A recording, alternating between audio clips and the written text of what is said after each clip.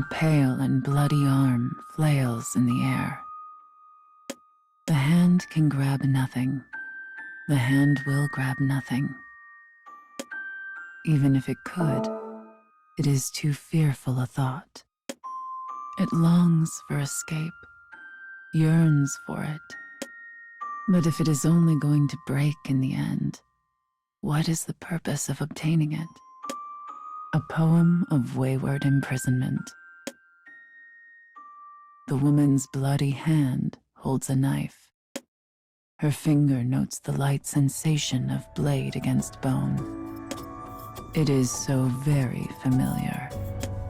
This feeling, one home to a science while taking countless lives, is the sensation of death. Her life has been spent with a blade in her hands, and she does not intend to fail now. She puts pressure on her middle and ring fingers, while the rest curl tightly around the hilt, almost as if they are drawing in the death she senses. The bones will separate, the head will fall. Hang on. Woman and blade alike pause at the voice. The voice, high in tone like a ringing bell, continued. Leave the head. With mackerel, you don't take the head off until you're ready to remove the rest of the guts. The woman with the knife replies with a question. And what of the bones? It's okay to cut those, but don't separate it entirely. Cooking is very different from killing, muses the woman. Yeah, I suppose it would be, replies the speaker. They giggle slightly while imparting this bit of wisdom. The setting sun floods the room with persimmon light. It is a small interval between the sweltering summer and the coolness of autumn. The sun flees the world earlier each day. And as the day takes its leave, night stretches out greedy fingers to reclaim what was stolen in the dawn. The speaker continues. Once you've taken out the innards, you can move on to the bloodline. Bloodline? The woman stands, knife in hand, and awaits an answer. She typically wielded her blade on a battlefield, not in a kitchen, and is unable to find a comfortable grip on the paring knife. Apparently it's muscle. See the dark red parts there? The bloodline. An apt name. A girl of about 16, the speaker, peers over the shoulder of the woman with the knife and smiles, her long hair fluttering. Does my cooking amuse you? Asks the woman. She stares at the cutting board as she says it, but her annoyance is clear. It is cute to see someone who's so cool in a fight have trouble with a mackerel. The girl grins as she says this, lighting up the room. Ashamed, the woman looks away. This only serves to delight the girl all the more. I'm obviously no expert, says the woman. I did not grow up doing such things. Yeah, well, I'd never done it either until that day. The woman knows this well. With nothing to say in return, she falls to silence. That day, the two of them know exactly what this means. 5 years ago, early summer. Heavy rain blanketed the sky. It was the day the assassin met the girl, her target. She was going to take her life, as she had countless others. The girl was ready to die. Perhaps she even sought it. But the woman did not kill her. Call it a whim. But that day, that whim had brought them to where they are now. Theirs is a relationship forged in checkered fate. They had both cast aside their own lives to form this new one, where each day stretches out in quiet solitude. In the distance, a cricket begins to stir. "Hey, I'm sorry," says the girl. "I shouldn't have teased you. You're the only one who actually works around here anyway, so thank you. I really appreciate it." The woman turns to look over her shoulder at her young companion. Flattery will get you nowhere. Turning away once more, she utters a weak protest. But the girl knows this action is an admittance of defeat, and her radiant smile lights up anew. "Enough foolishness. Tell me what to do with this creature." "Well, you took the bloodline out, so now you have to wash it." The woman nods, picks the fish up off the cutting board, and dips it into a pail of cool water. Blood seeps out of the mackerel, staining the water a faint red.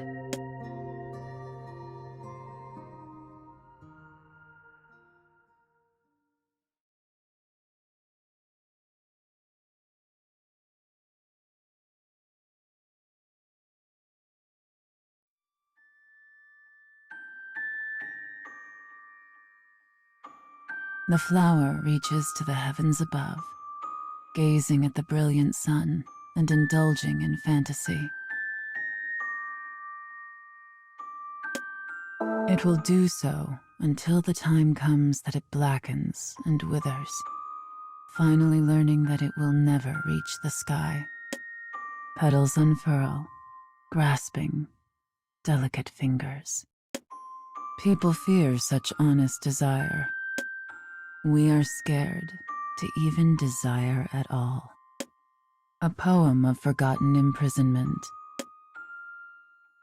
The woman looks at the fillet in her hand. Making cuts and inserting salt seems like a method of torture. There are no deep feelings or regrets behind the words. She says them as simply as someone passing the time of day.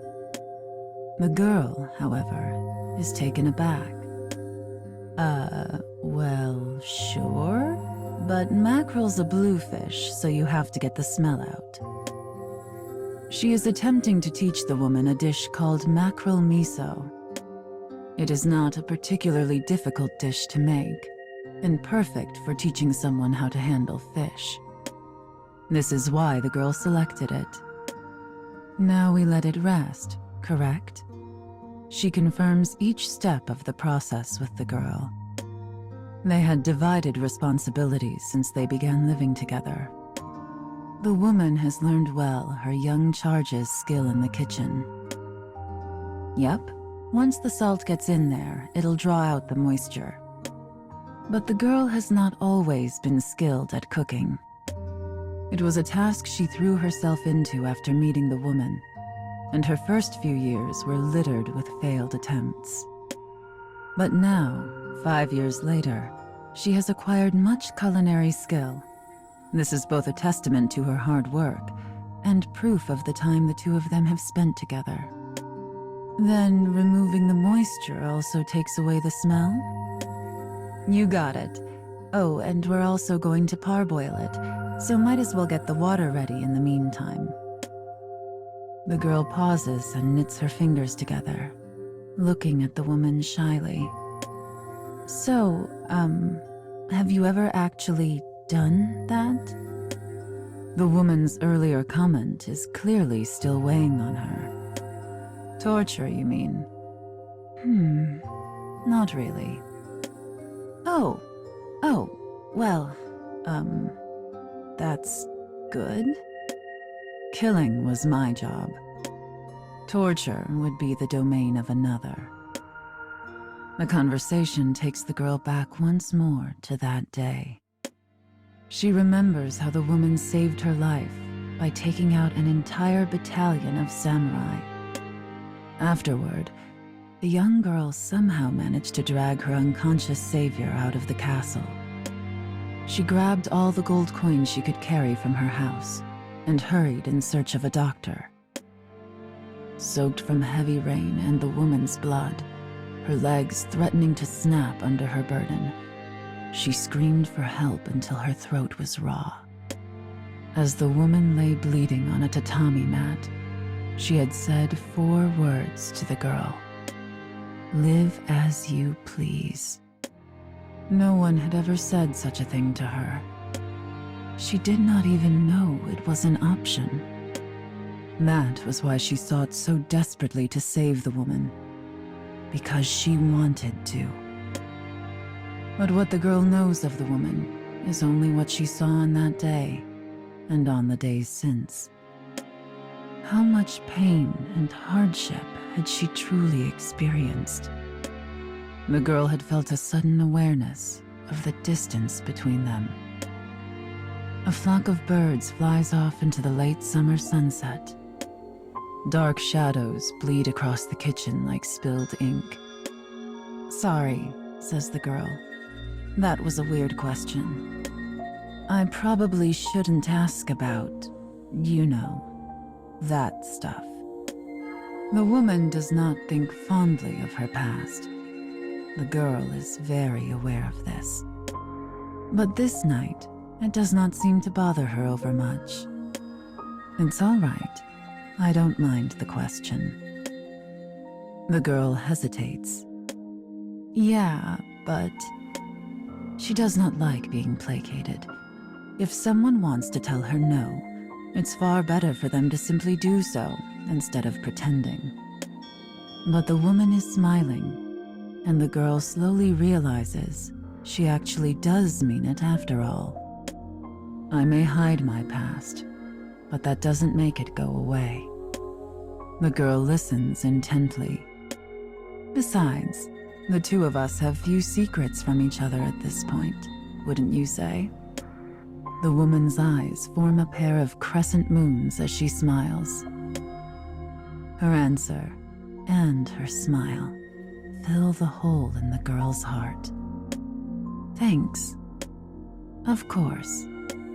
Satisfied, the woman turns away. The girl stares at her back and mutters, "You're too good at that."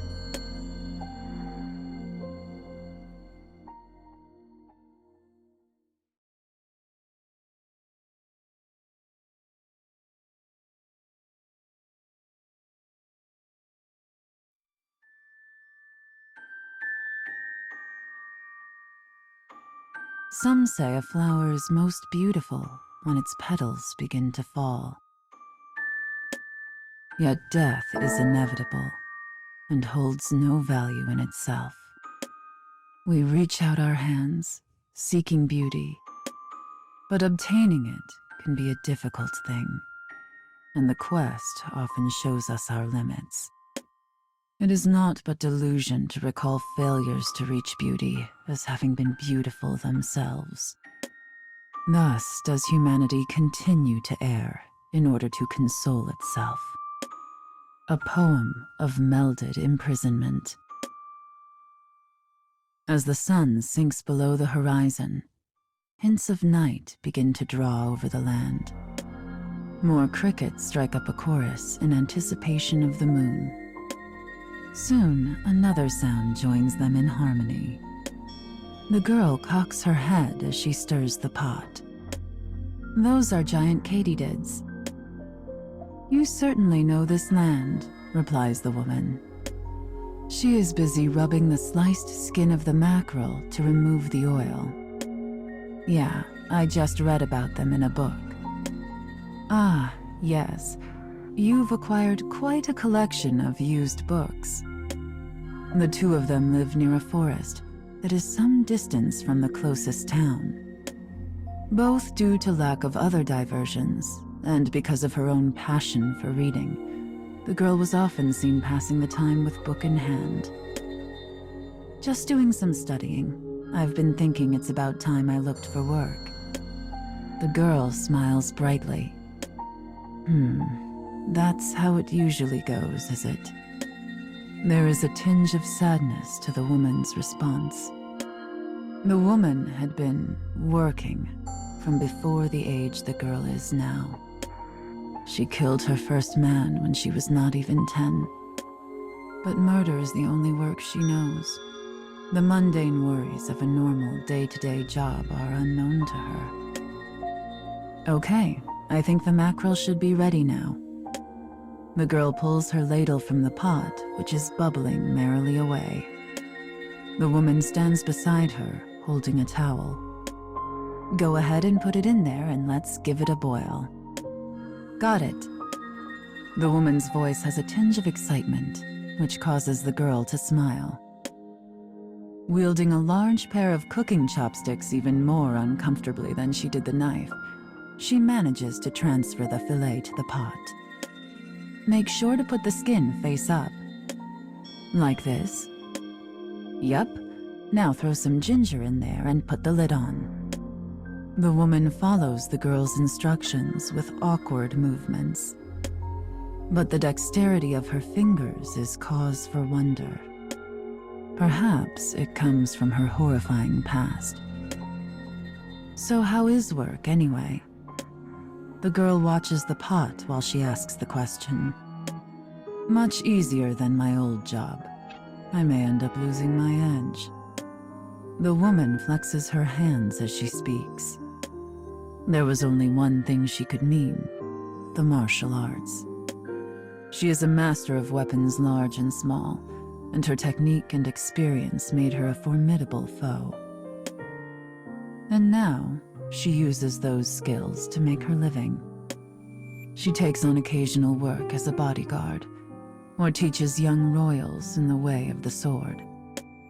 At times, she faces down death once again. It makes her feel that she is still the same killer she always was.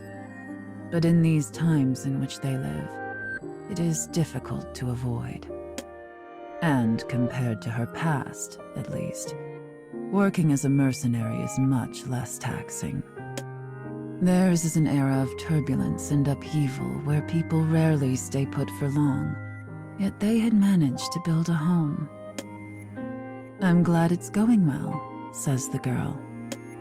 The girl smiles at the woman. So when you say you're going to look for work, begins the woman, is it because... Something about the girl's words and smiles doesn't sit right with the woman. It's almost as if her young companion feels indebted. Listen, she says, you don't have to feel guilty. You've lived a hard life. You deserve to take it easy for a while. Before she can finish her thought, which was going to be, it's not as if we're struggling, the girl cuts her off. I could say the same for you. But you don't need to worry about... Stop. You don't understand. The girl places her hand on the woman's wrist. Their eyes meet. The girl holds her gaze, looking right into the woman's eyes. I just want us to be a team. She was smiling as she said it. So the woman said no more.